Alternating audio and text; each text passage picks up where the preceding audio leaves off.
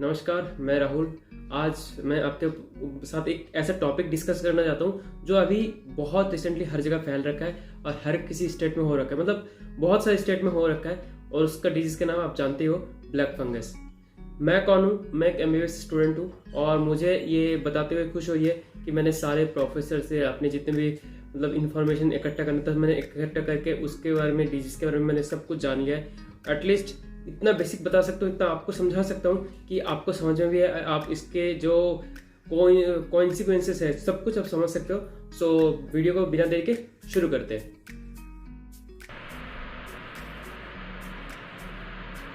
आज बेसिकली मैं बात करने वाला हूँ ब्लैक फंगस के ऊपर। ब्लैक फंगस है क्या, यह कहाँ से आया, कैसे रहता है, कैसे इसको मतलब डिजीज को केयर कर सकते हैं, A to Z सब कुछ बताऊंगा मैं इस वीडियो में।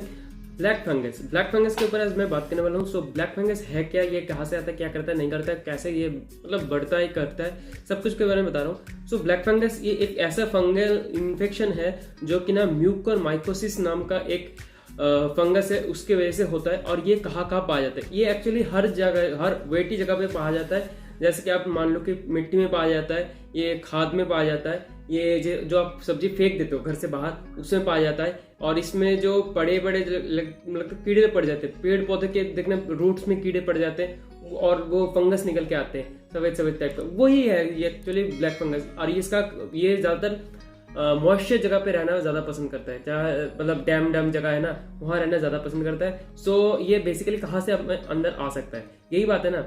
ये हमेशा जैसे मॉइस्चर एरिया में जाओगे ना, हमेशा ये एयर पार्टिकल्स में होते हैं। एयर पार्टिकल्स बहुत छोटे होते हैं, फिर ये बढ़ जाते हैं जब ये उसको अपना जगह मिल जाता है। ये किसी के ऊपर बैठ जाएगा तो वहां से उसको सब मिलते रहेगा, खाना पीना, वो वही बैठ जाएगा। ये इंसान में कैसे आ जाता है? इंसान में आता है नेजल से, और किसी भी कंटेमिनेटेड ब्लड कट गया या फिर किसी चीज को लगा हुआ था, वहां से ये ब्लड और नेजल से ये अंदर आता है। ठीक है, कभी कभार माउथ से भी आ सकता है, म्यूकस के थ्रू ये भी आ सकता है, ऐसा नहीं है कि नहीं आ सकता है।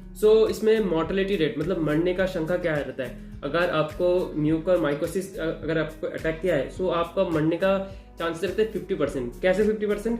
अगर नॉर्मल लोगों को अटैक करता है तो वो लोग ठीक हो जाएंगे, और नॉर्मल लोगों को बहुत ही कम अटैक करते हैं। क्यों, उसका रीजन मैं बाद में बता रहा हूँ। और इसके पहले मैं बता देता हूँ कि ये अभी कौन से स्टेट में बहुत ज्यादा पाया जा रहा है। ये है गुजरात, महाराष्ट्र, आंध्र प्रदेश, उत्तर प्रदेश, बिहार, उड़ीसा, वेस्ट बंगाल में हाल ही अभी 1-2 दिन पहले, कल ये परसों पाया गया था 1 या 2 पेशेंट। उसे भी मैं कंसिडर कर रहा हूँ क्योंकि वहां पे पाया गया है।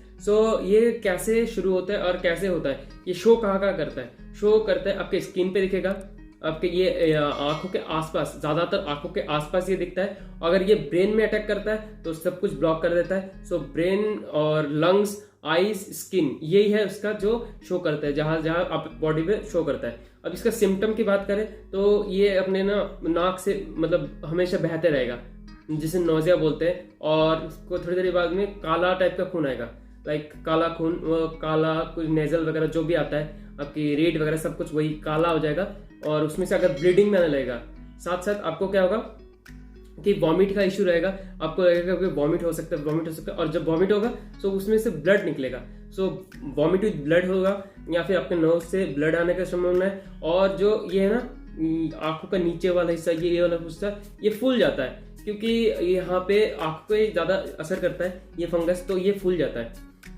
और धीरे धीरे आप जब आंखों पे असर करेगा तब ये धुंधला दिखने लगता है, एकदम धुंधला दिखेगा आपको, मतलब आप देख ही नहीं पाओगे। मतलब आपके साथ ना हो, मगर आपको ये बता रहा हूँ कि ऐसे होता है। ठीक है, अब बात करते हैं कि इसका जो फेटल इफेक्ट है ये किसके ऊपर ज्यादा है। एक्चुअली ये आप पे असर नहीं करेगा अगर आप नॉन डायबिटिक पेशेंट हो और आपको कोरोना हुआ है।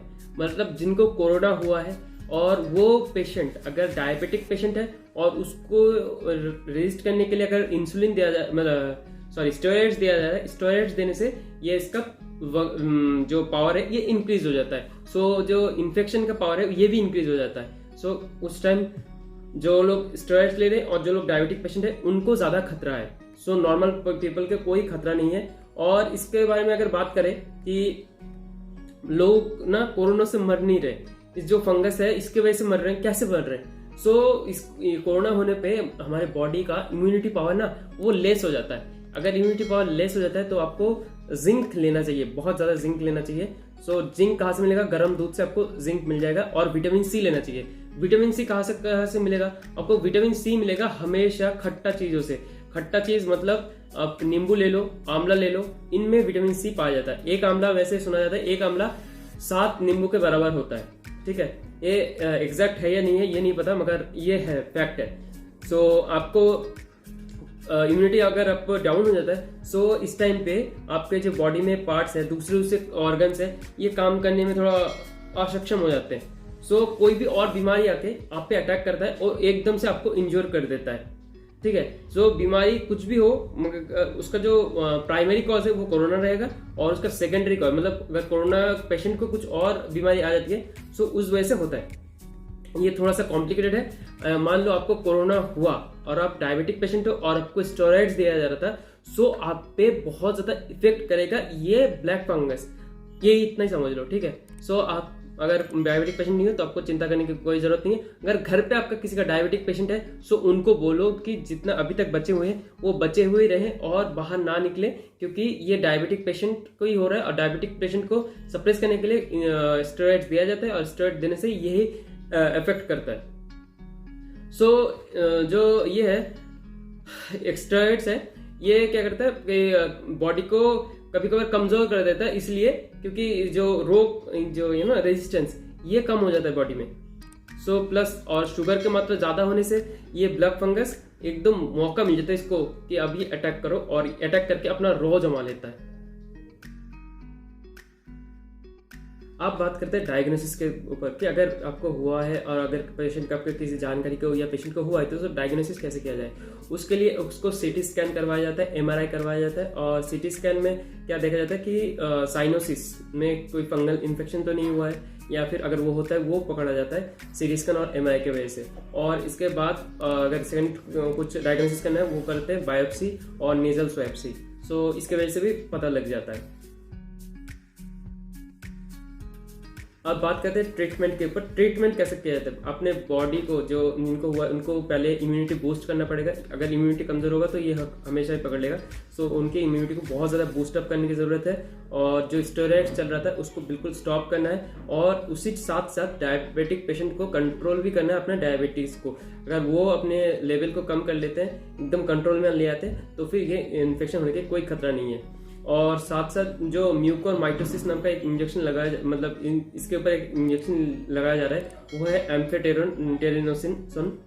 और ये आईवी मतलब इंटरवेनस भी लगाया जाता है या फिर लोकली कहीं पे भी लगाया जा रहा है। सो इन सीवियर केस अगर ये आपके आंखों में पूरा फैल गया, सो इसको रिमूव करना पड़ सकता है। अगर किसी भी आंख में पड़ गया तो उस पार्ट को पूरा रिमूव करना पड़ेगा। अगर एक भी पार्ट रह गया तो ये फिर से फैल जाएगा।